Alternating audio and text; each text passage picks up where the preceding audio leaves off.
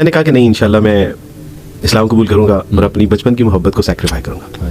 اس کا نتیجہ اللہ سبحانہ و تعالیٰ نے یہ نکالا کہ آج میرے نکاح میں ایک نہیں دو نیک صالح عالمہ اور پڑھی لکھی سمجھدار بردبار صابرہ اور شاکرہ جو ہے وہ خواتین میرے, یعنی اللہ نے ایک لے کے مجھے اس سے کہیں بہتر.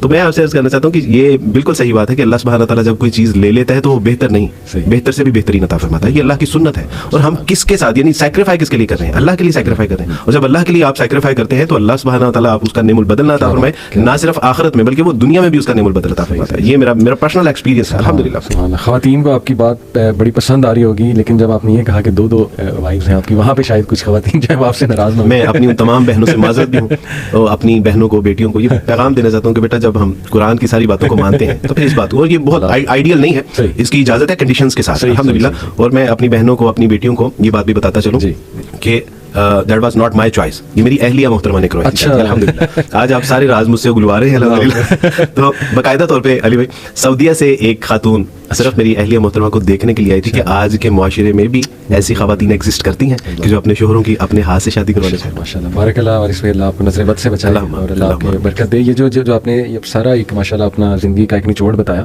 مجھے وہ آیت یاد آ رہی تھی کہ وَمَن يَتَّقِ اللَّهَ يَجْعَل لَهُ مَخْرَجًا وَيَرْزُقْهُ مِنْ حَيْثُ لَا يَحْتَسِبُ, کہ اللہ تعالیٰ اسے بے حساب دے گا اور وہاں سے دے گا, اس کا گمان بھی نہیں چاہتا ہے. کون؟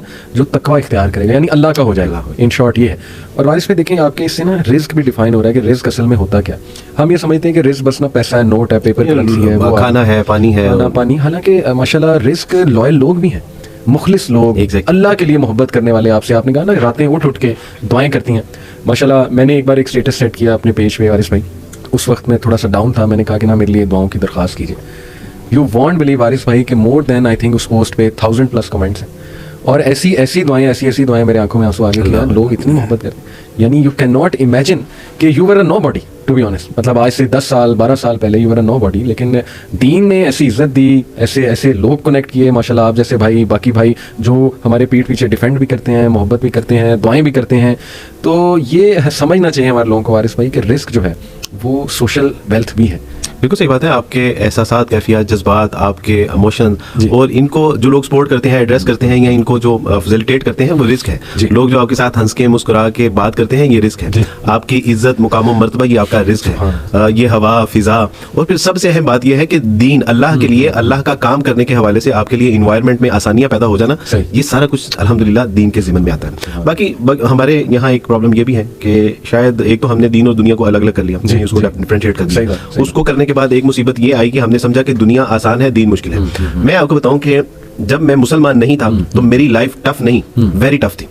جب میں نے اسلام قبول کیا تو زندگی آسان نہیں بلکہ نہایت آسان ترین اللہ سبحانہ و تعالیٰ نے بنا دی. اب مجھے نہیں سمجھ آتی کہ یعنی ہمارے جو بورن مسلمز ہیں, یعنی انہوں نے یہ کانسیپٹ کہاں سے لیا ہے کہ دین مشکل ہے. واللہ دین مشکل نہیں ہے. یعنی آپ اگر مسکرا کے بات کر رہے ہیں تو یہ دین مشکل نہیں ہے. آپ اگر دن میں 5 بار اپنے ہاتھ منہ دھو کے وضو کر کے نماز پڑھ رہے ہیں تو یہ مشکل نہیں ہے. یہ پوری لائف ٹائم آپ کے لیے آسانی پیدا کر رہی ہے, جو آپ کو بیماریوں سے, آپ کو تنگی تکلیف, پریشانی, مجبوری, انزائٹی سے, ڈپریشن سے آپ کو بچاتی ہے. یہ تو ساری زندگی کے لیے آپ کے لیے آسانی پیدا فرما رہی ہے. وہ سے کہ یہ دین جو ہے وہ مشکل ہے. آپ اپنے پیسے سے 2.5% صرف دے رہے ہیں, جو آپ کو لگ رہا ہے کہ یہ میں پیسہ دوں گا اور دل کو ہاتھ پڑا, لیکن اس کی وجہ سے اللہ سبحانہ تعالیٰ آپ کے مال میں برکت کتنی عطا فرما رہے ہیں. یہ اگر اللہ ہمیں آنکھیں عطا فرما دے اور ہم اس کو دیکھ سکیں تو شاید ہم اپنا سارا مال اللہ کی راہ میں خرچ کر دیں. اسی طرح یعنی ایک لمحے کے لیے اگر ہم سوچ بھی لیں کہ دین مشکل ہے, دنیا مشکل نہیں ہے.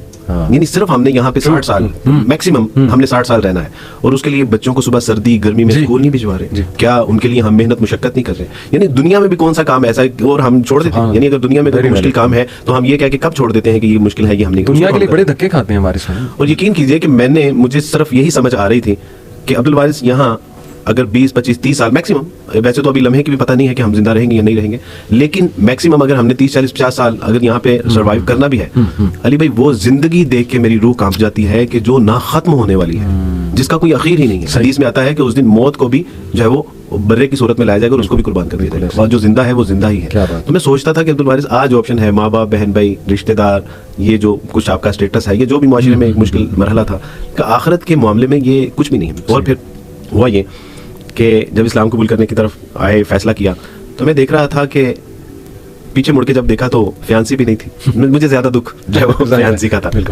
بچپن کی محبت وہ بھی نہیں ہے, امی ابو نہیں ہے, بہن بھائی نہیں ہے, जो बचपन के दोस्त थे वो भी नहीं है, पीछे मुड़ के देखा तो कोई नहीं है, लेकिन जैसे ही मैंने आगे मुड़ के देखा तो मेरे अल्लाह थे, रसूलुल्लाह थे, किताबुल्लाह थी, और फिर उसके बाद अल्लाह सुब्हानहू व तआला ने ऐसे रास्ते मेरे लिए आसान किए, मैं चलता गया और लोग मिलते गए। तो आज हम, और उस पे अल्लाह ने मेरे साथ जो सबसे बड़ा एहसान मेरे ऊपर किया वो ये कि ना सिर्फ अल्लाह सुब्हानहू व तआला ने मुझे उम्मत मुस्लिमा के बेहतरीन लोग बतौर बहन भाई अता फरमा दिए, बल्कि अल्लाह ने फिर मेरे माँ बाप और बहन भाई भी मुझे लौटा दिए। ये मेरे साथ है, ये यानी ये आप अल्लाह की सुन्नत को देखिए कि अल्लाह ने फिर उन सब को भी मेरे साथ अल्लाह ने आपकी आंखें ठंडी इस हवाले से भी कर दी माशाअल्लाह। अल्हम्दुलिल्लाह। और आज मैं अपने खानदान की आंखों का तारा हूँ अल्हम्दुलिल्लाह। उनकी ख्वाहिश है कि अब्दुल वारिस हमारे घर में एक, वो मुसलमान न्यू मुस्लिम है या नॉन मुस्लिम है, उनकी ख्वाहिश है कि अब्दुल वारिस, अभी अल्हम्दुलिल्लाह कुछ दिन पहले अपनी क्रिश्चियन स्टिल नाउ, तो उसकी आंखों में आंसू थे कि आज मेरा भाई मेरे घर आए मेरे, और वही लोग थे कि जिन्होंने मेरा बाइकआउट किया था, वही लोग थे जो मेरा बाइकआउट करके आज वो मेरे ऑफिस में आते हैं मुझसे टाइम लेके। ये मेरा सच्ची बात है, मेरा इसमें कोई कमाल नहीं है, ये रसूलुल्लाह सल्लल्लाहु अलैहि वसल्लम का लाया हुआ दीन, उसके अंदर